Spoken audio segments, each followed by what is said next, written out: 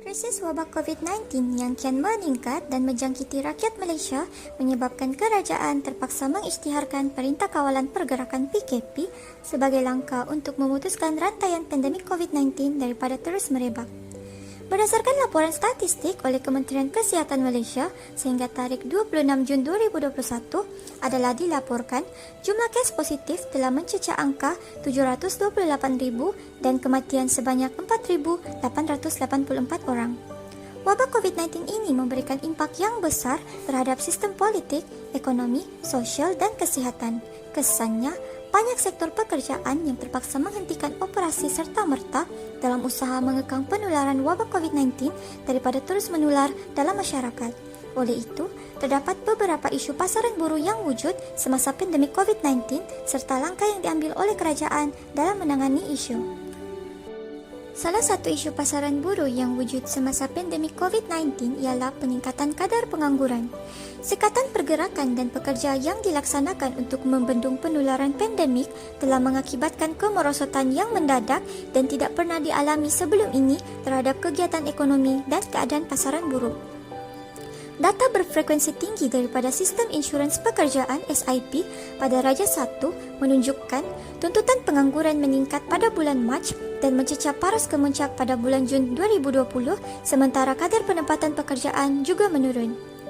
Berdasarkan Raja 2, angka rasmi Survei Tenaga Buruh LFS mengesahkan penurunan ketara guna tenaga daripada 15.1 juta orang pada tahun 2019 kepada 14.9 juta orang pada suku kedua 2020 disebabkan oleh pekerja yang diberhentikan dan kontrak yang tidak diperbaharui, manakala perniagaan kecil turut terkesan.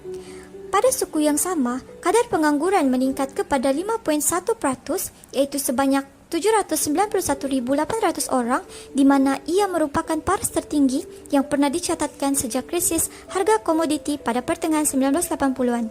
Kesannya, bahagian guna tenaga tidak penuh meningkat daripada 1.2%, iaitu sebanyak 191,000 orang daripada jumlah tenaga kerja pada tahun 2019 kepada 2.6%, iaitu sebanyak 413,500 orang pada tahun suku kedua 2020. Kesemua perkembangan ini telah mengakibatkan kehilangan sebahagian atau seluruh pendapatan pekerja seperti dicerminkan oleh penguncupan pertumbuhan upah suku tahunan sektor perkhidmatan dan pembuatan buat kali pertama sejak 8 tahun yang lalu. Seterusnya, isu pasaran buruh kedua semasa pandemik COVID-19 ialah guna tenaga bukan standard terus terjejas akibat keadaan permintaan yang lebih perlahan dan sekatan yang diteruskan.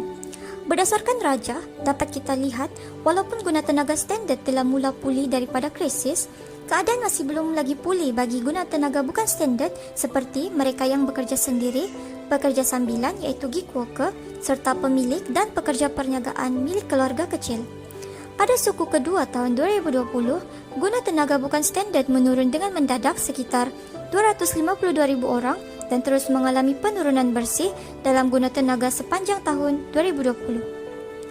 Kehilangan pekerjaan yang berterusan berpunca daripada penumpuan pekerja dalam sektor ekonomi yang banyak berhubung dengan pelanggan yang terus terjejas oleh pandemik, langkah pembendungan dan juga prosedur operasi standard sebagai new normal untuk memastikan penjarakan fizikal di kawasan awam dan premis perniagaan. Kesan yang lebih teruk terhadap pekerja bukan standard disebabkan sebahagiannya oleh kecenderungan pekerja tersebut termasuk dalam kategori perniagaan mikro dan kecil yang lebih mudah terjejas oleh kejutan ekonomi berbanding dengan perusahaan besar. Selain itu, isu yang wujud dalam pasaran buruh semasa COVID-19 ialah pekerja muda menghadapi keadaan pasaran kerja yang sangat mencabar sebaik sahaja memasuki pasaran tenaga kerja. Berdasarkan Raja 3, kadar pengangguran belia yang tinggi selama ini telah meningkat lagi daripada 10.9% pada tahun 2019 kepada 12.5% semasa PKP pada suku kedua tahun 2020 dan kekal tinggi sepanjang tahun. Pemulihan yang rendah dalam segmen belia menandakan secara relatif kekangan yang dihadapi oleh pekerja yang lebih muda dalam pasaran pekerja. Pertama, golongan muda kurang berpengalaman bekerja serta mempunyai rangkaian kerjaya yang terhad menyebabkan mereka lebih sukar untuk mendapatkan pekerjaan yang sesuai dan terpaksa bergantung pada mekanisme pemadanan kerja seperti portal pencarian kerja, pusat kerjaya dan perkhidmatan pekerjaan. Kedua, Pekerja yang lebih muda mungkin tidak mempunyai kemahiran bekerja dan memerlukan pelaburan lebih tinggi daripada pihak majikan untuk latihan permulaan, lantas menyebabkan mereka kurang menarik untuk diambil bekerja. Walaupun faktor ini sudah menjadi cabaran sebelum ekonomi menghadapi krisis, peluang pekerjaan yang semakin berkurang, jumlah kekosongan yang lebih rendah, dan tekanan keuangan yang lebih tinggi terhadap perniagaan dalam tempoh krisis menyebabkan pencarian dan pengekalan pekerjaan nyata semakin sukar bagi pekerja yang lebih muda. Selain itu, pandemik turut menyebabkan kehilangan bersih sebanyak kira-kira 176.900 orang pekerjaan berkemahiran sederhana. Tambahan lagi, siswaza baru yang dilatih dalam sektor yang berhubung rapat dengan pelanggan dan berkaitan dengan sektor pelancongan juga sukar mendapat pekerjaan dalam industri yang kurang terjejas oleh pandemik, khususnya dalam keadaan terdapat pencari kerja lain yang lebih berpengalaman dalam pasaran pekerja. Pengangguran yang berpanjangan dalam segmen belia menyebabkan pelbagai isu timbul, termasuk ketidakpadanan kemahiran struktur dan atrofi kemahiran yang akhirnya menjejaskan prospek pendapatan jangka panjang mereka.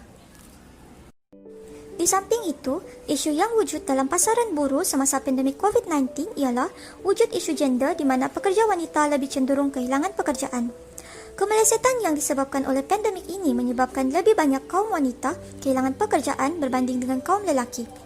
Berdasarkan Raja 5, pada tahun 2020, guna tenaga wanita mencatatkan kadar pertumbuhan negatif 0.1%, manakala guna tenaga lelaki mencatatkan pertumbuhan positif sebanyak 0.3%. Walaupun tahap guna tenaga lelaki kembali pulih pada suku keempat 2020, guna tenaga wanita masih belum pulih ke tahap sebelum krisis. Tambahan pula, kadar penyertaan tenaga kerja wanita yang selama ini jauh lebih rendah daripada kadar penyertaan tenaga kerja lelaki. Hal ini dapat dilihat berdasarkan Raja 6, iaitu purata tahun 2010 sehingga 2019 bagi wanita ialah 52.5%, manakala lelaki 80.3%, menurun dengan ketara pada permulaan krisis dan terus kekal pada tahap yang lebih rendah walaupun selepas sekatan pergerakan ditamatkan. Sekiranya keadaan ini tidak ditangani, ia boleh merecatkan kemajuan usaha untuk menggalakkan penyertaan tenaga kerja wanita yang lebih tinggi dalam pasaran buruh.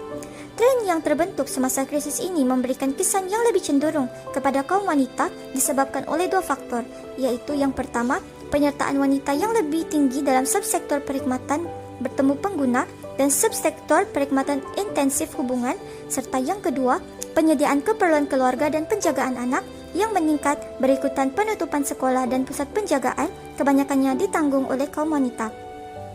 Jika isu ini tidak ditangani, Malaysia berisiko untuk kehilangan manfaat yang didapati daripada jurang jantina yang semakin berkurang dalam pasaran kerja, termasuk sumbangan positif yang besar kepada KDNK serta produktiviti dan pendapatan yang lebih tinggi secara keseluruhan. Kesimpulannya, pergantungan yang berlebihan pada model pengeluaran kos rendah, guna tenaga bukan standar terus terjejas, pekerja muda menghadapi keadaan pasaran buruh mencabar, dan wujud isu gender di mana wanita lebih cenderung kehilangan pekerjaan merupakan isu-isu yang wujud dalam pasaran buruh semasa pasca pandemik COVID-19 di negara kita. Kadar pemulihan tidak sekata antara sektor mungkin meningkat kadar pengangguran jangka panjang dalam masa terdekat hingga sederhana. Hal ini boleh menimbulkan risiko kepada tenaga buruh kerana pengangguran yang berpanjangan dan berulang kali boleh memburukkan lagi kesan negatif terhadap tahap kemahiran dan pendapatan. Oleh itu, pihak kerajaan perlulah memainkan peranan signifikan dengan mencanak idea dalam usaha menyediakan langkah-langkah yang boleh diambil dalam menangani isu-isu yang wujud dalam pasaran buruh semasa pandemik COVID-19 ini.